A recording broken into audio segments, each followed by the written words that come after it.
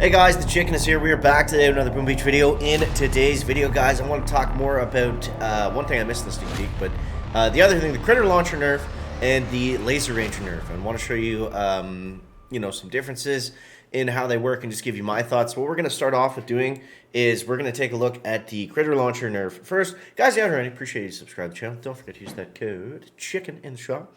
So let's take a look here. So we're going to stagger out some heavies and see how they do. There's nothing else really in range, so we should be able to get a good look at the Critter Launchers. Now, if you guys remember previously, the Critter Launchers, we could not get through them at all. They would just simply stun us and overrun us, especially three of them like this going against heavies. So they now shoot from every 1 second to every 2 seconds. So much slower, but look at this. You know, they still do their job of slowing down the heavies. And the good thing is they don't completely stop them. They don't stop them in place. They don't freeze them. It's not like, oh, I'm on a Critter Launcher, you know, I'm totally done for. They take a long time, but they slowly get through them, right? This is without any building health or anything on the other side too. So, you know, something to keep in mind there. This is on the dev build, so things get a little bit weird sometimes. But overall, I think the Critter Launcher nerf is good, but we're not going to know for sure until we're in the live game. So let me know what your guys' thoughts on that. I also posted a short video if you guys wanted to see more on this and just watch it again and again. Next, let's talk about the Laser Rangers. All right, next up, let's talk about the Laser Rangers, guys. So these are not the ones I'm using here on the main island. They're not going to be the changed ones in the dev build. The ones in the dev that are coming to warships, they're going to be one level lower than the max level. Now, from what I recall, that made them really bad last season. I don't know really if touching Laser Rangers was the right move. I think they should have tweaked Critter Launchers first, then seen how the impact of Laser Rangers was. Because Critter Launchers didn't affect Laser Rangers at all. I don't know. It's like Warships, I felt like it was moving in a cool direction, and now it's like we're peeling it back just to go back to, Heavy Chopper Bombardier. I don't know. We'll see what happens. It's hard to say. But here's maxed Laser Rangers that we're not going to have in Warships. These guys are going to be a little bit stronger here, going against the new Critter Launchers. So let's see what they can do. Obviously Laser Rangers shred them anyways, but let's see how much worse they are here, I guess. Looks to be about the same. I didn't really notice a difference there. Putting them against 3 Critter Launchers with nothing else too, that's not really fair. Like, as you saw, they had a lot of damage coming down. So maybe let's try that one again. Let's try that one again. Let's put a boat of heavies down first, and then we'll get a better look. And then we're going to talk about our day 1 path, so bear with us here. I think it just froze, so bear with us again even more. All right, this time we'll throw some heavies in front, and then we'll see. I'll also try to use them more properly rather than spreading them out. We'll try to keep them all together. And I think they're going to have a field day on these little critter machines here. But yeah, so after this, guys, we'll get into our day 1 path here. And yeah, like we suspected, again, these are the max Laser Rangers. These are not the new ones, but they rip through them. Obviously, they're going to do better against worse Critter Launchers. All right, let's get into the day 1 path, ladies and gentlemen. Alrighty, guys, now let's get into your day 1 tech tree path. So I've got my path pretty well hashed out. I think it's, I don't think it's super confusing until we get later on into the tech tree. Obviously, this is subject to change, so don't just follow this blindly the entire season, please. Make sure you check in with the videos and stuff as we progress forward. But I think the idea on this tree is we want to go from defensive to offensive, and we're kind of forced to do that anyways. Now, with this season's stats, remember, everything is at 100%, so we have a pretty neutrally balanced tech tree. Now, typically that favors defense a little bit if we can, especially early on, because a lot of these stats, they come at the very end of the season, so the sooner we can get, very defensive and stop heavy rush, I think that's where we're going to be better off. So, yeah, obviously out of the gates, first stop, first stop, max out the landing crafts, then get yourself some heavies.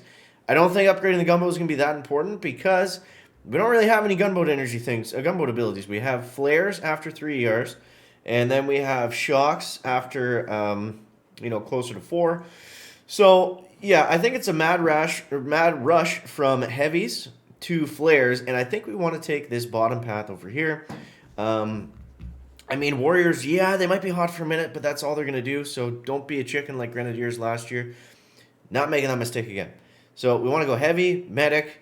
I mean, you got to kind of pick your key vacuum here, and we're going to take medics opposed to medkits and warriors. And, this multi-node is a bit of a vacuum at the start of the season anyways. So we're going to go heavies down through medics, pick up the machine gun, pick up the flamethrower, straight to 3Rs, grab that troop health, and grab the flares. Troop health, flares, that's when heavy rush is really going to start to kick off. Also, rifles could be good. 24 keys, they're a little bit more expensive than normal, I think, but could be a decent pickup. But I think the idea is we're going to stay on that bottom path, because look here, we got boom mines, we got building damage, we have shock bombs, and then we have critter launchers. Now, we've seen the critter launchers in action.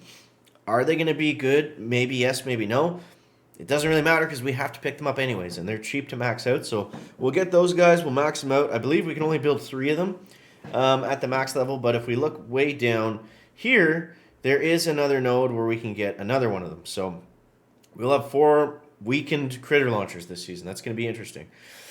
Next, do we want to go up for troop health? That requires a key vacuum. So if you want to get that troop health, you got to pay some tax for it. I think the better move, stay on the path, keep moving forward, keep chugging along. Try to find that gold push maybe somewhere in there with the DBD and the shock bombs if we can get to those early enough. Might be able to sneak into gold. And then from there, try to stay in gold until we get to 4-yard building health boom cannons maybe. Might be another push. Ideally, what's going to happen is whatever the dominant troop is in here out of, well, not really Grenadiers. Not getting me this time, Grants. I will have to unlock them again, though. But it's either going to be Bombardier. A lot of people are saying Rocket Choppers can be really strong right out of the gates. Or Laser Rangers. Now, the thing with Laser Rangers, again, you can get them only up to max 5, but that's actually 1 level lower than it typically was. However, the math works out there. So instead of whatever we maxed them out as last season being level 5, they're actually going to be at level 4, even if it says something different, if that makes sense. They're going to be 1 level lower. And I think that's going to make a huge difference. I think they're going to be really weak, and I don't think they're going to be nearly as good. That health is going to kill them. They're not going to last very long. They're going to be hard to use, and they're not going to have the damage. Especially with a 100 troop damage season, they're not going to have the damage to melt stuff. If compact bases become a thing, which I don't think they will, because people are going to be using rocket choppers with shock bombs. And I think primarily we're going to have to build our defenses around stopping rocket choppers more so. So I don't know. Remains to be seen. It's interesting because these 3 troops have 3 different base layouts that they're all good against. The rocket choppers are good against widespread bases. The bombardiers are bad against widespread bases. The rock choppers are good against cluster bases. Laser rangers are good against cluster bases, so we probably won't see too many of those.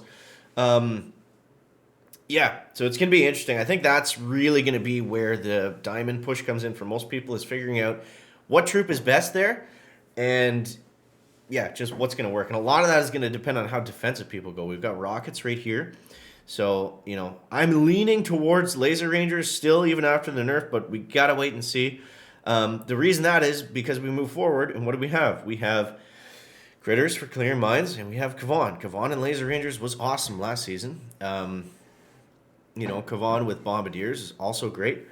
And yeah, it's going to be super interesting. So, moving forward, we have Scorchers, nice fat little red vacuum right there. I think what makes the most sense, and I did this in my sneak peek as well, I think, we don't want to go mech artillery, I think we want to go shock launchers. We want to get to troop damage first, ideally, after this engine room, right? So we want to get to troop damage, and ideally, we're probably going to go straight into 6. And then if we want shock mines, they're right there. So I think that makes the most sense. Whether we go back for artillery, that's probably going to be a backfill thing, so maybe won't need it right away. So after 6, another vacuum, the Cryoneers. Really bad multi-node with just a handful of mines. And then we get our heavy choppers. So, going 6 is going to be tough because you're going to have to get 100 more keys after you go to 6. Yeah, so it's going to be hide time probably around then. So by that point, we'll have our heavy choppers and our seekers, and then we're going to be gunning for that building health. And we also get another, I think everyone will pick shock launcher here, we'll see. Depends what people are using, I guess. I mean, if they're using bombardiers, maybe critter launcher. If they're using laser rangers, maybe the rocket launcher. If they're heavy Russian, maybe the shock launcher. It just depends. And then we've got our final building health there. We go to 7. We got all our stat nodes, and then it's the final push. So that's kind of my day one path. I know the middle of the season is hard to figure out, but I'm thinking at the beginning of the season, at least the safe play is going to be to save your keys, stay on the bottom, and you'll probably be okay from there. So yeah. You guys, if you haven't already, make sure you subscribe to the channel. And want to be notified for that live stream when the season goes live. Make sure you click that bell, and you will be notified as soon as we go live. So, yeah, that's it. That's all. Let me know your guys' thoughts, what your plan is. Do you agree with the chicken? Do you disagree on anything? What are your thoughts on the nerfs? Do you think it's going to have a big impact on the season? Interested to hear your thoughts, guys. As always, thank you so much for watching. That is going to wrap it up for the video today. Make sure to leave a like if you found it interesting, entertaining, or informative. Catch the next one, guys. Chicken out. Pack.